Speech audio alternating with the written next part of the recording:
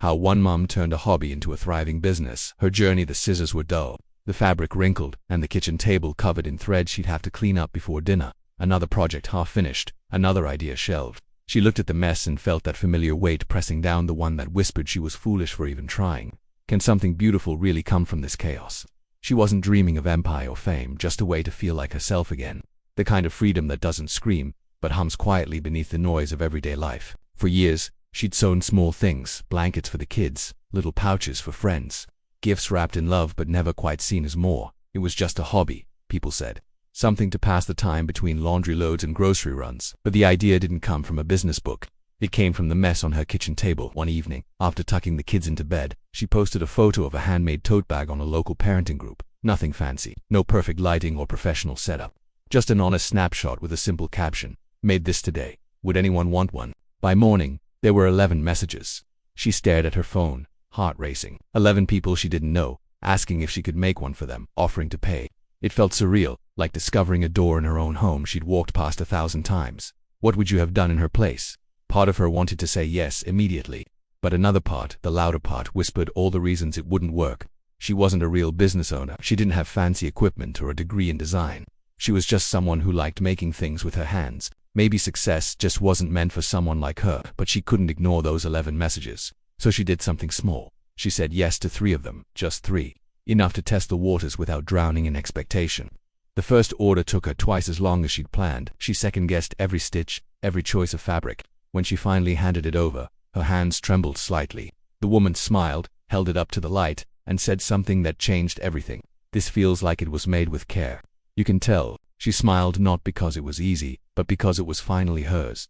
Over the next few weeks, she kept sewing. Not every night, not in some frantic race toward success, just when she could.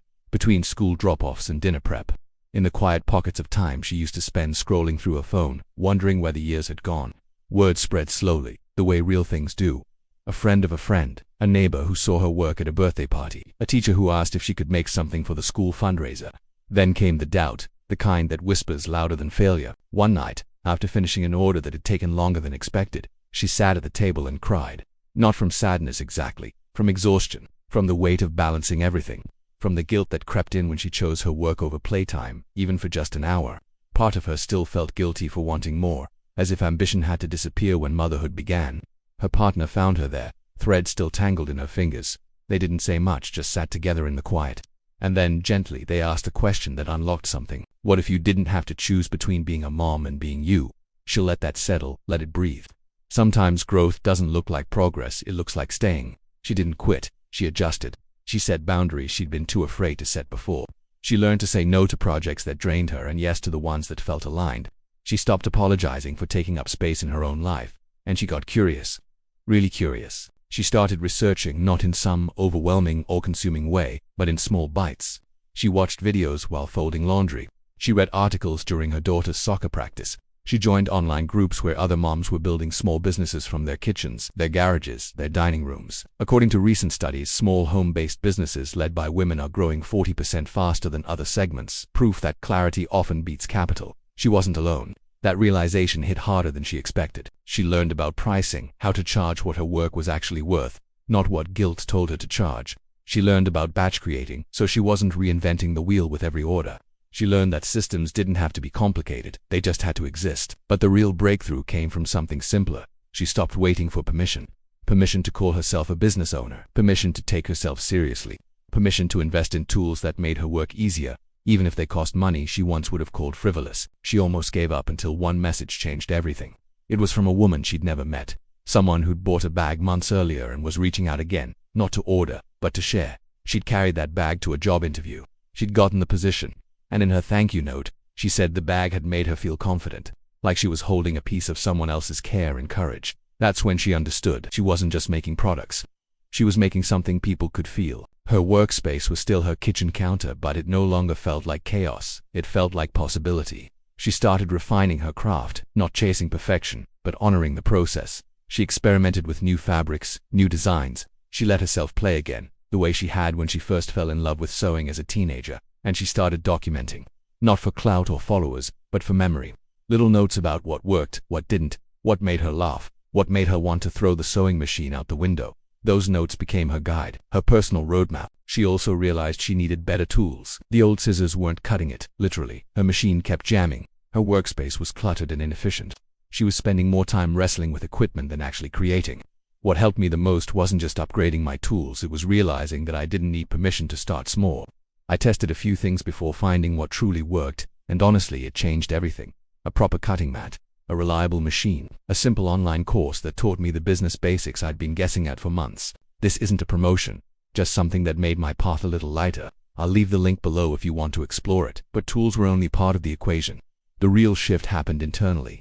She stopped comparing her beginning to someone else's middle.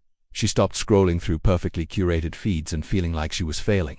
She started celebrating the small wins: a completed order, a kind review, a morning where the coffee stayed warm because she'd planned her time better. She learned to hold space for both, the mess and the magic, the doubt and the determination, the exhaustion and the exhilaration. One afternoon, her daughter asked if she could help. She handed her some scraps of fabric and a pair of safety scissors. They sat together, cutting shapes, laughing at the crooked lines, and in that moment, she realized something profound.